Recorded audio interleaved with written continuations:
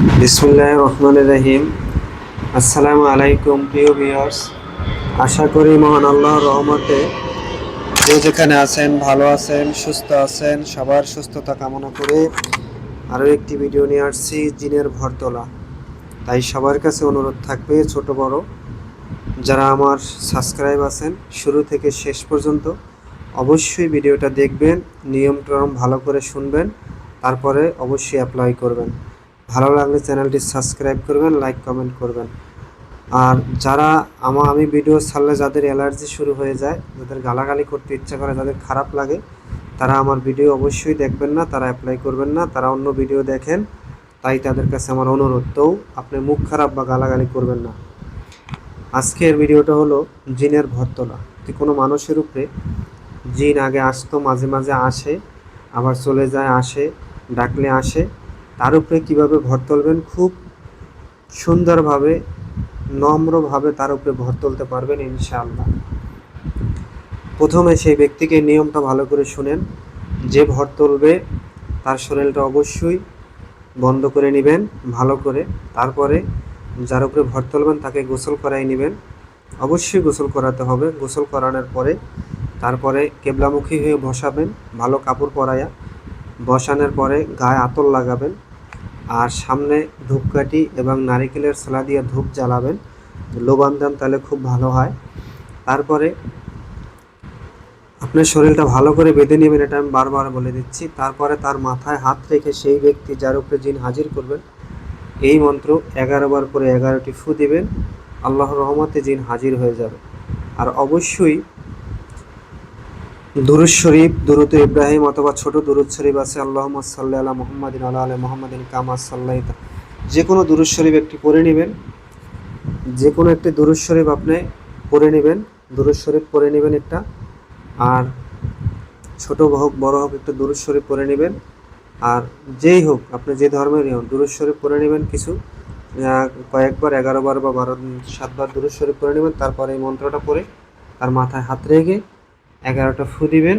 ইনশাআল্লাহ তার শরীরে জিন হাজির হয়ে যাবে। তারপর আপনার জিজ্ঞাসা শেষে তাকে সালাম দিয়ে আবার যেতে বলবেন। মন্ত্রটা বলে দিচ্ছি, মন্ত্রটা সবাই শুনেন আর শুদ্ধ সহকারে বলবেন, তাহলেই ইনশাআল্লাহ কাজ হবে। মন্ত্রটা শুনেন। উত্তর দিকে ডাকি, পশ্চিম দিকে ডাকি, পূবেতে সূর্য উদয়, পশ্চিমে তার লয়। আসো ওগো আসো কোথায়, জিন্নি শয়তান অমুকের অঙ্গে আয়। সুলেমান পয়গম্বরের দোহাই,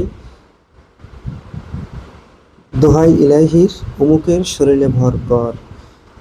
জিন্নিহু ফাত্তাদের দোহাই, আল্লাহর দোহাই জল্লে জলালা।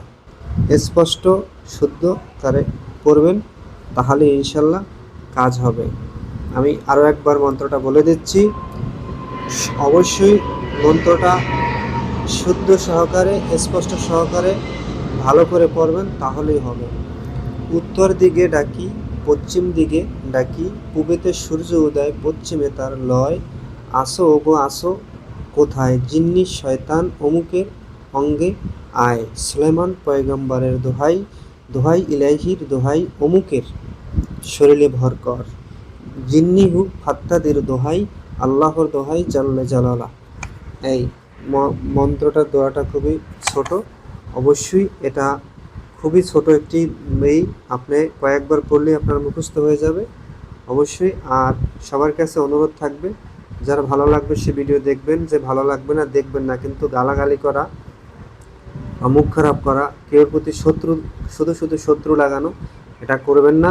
আপনার ভালো লাগলে দেখবেন, ভালো লাগবে না দেখবেন না। আমি কেউর কাছ থেকে কোনো মন্ত্রের বিনিময়ে টাকাও নিচ্ছি না, শুধু মানুষের উপকারে দিচ্ছি যাতে মানুষে কোনো কিছু করতে পারে, এটাই মূল স্বার্থ। এটাই আপনি আমার পিছে লেগে কিছু করতে পারবেন না আল্লাহর রহমতে, কারণ আপনি আইনি যান বেআইনি যান, আমি কোনো ধরনের কোনো বেআইনি কাজ ইনশাল্লাহ করি না। কেউর কাছ থেকে কেউ বলতে পারবে না যে কেউর কাছ থেকে আমি 10টা টাকা নিয়েছি অথবা আমি কেউর সাথে ধোঁকাবাজি করেছি।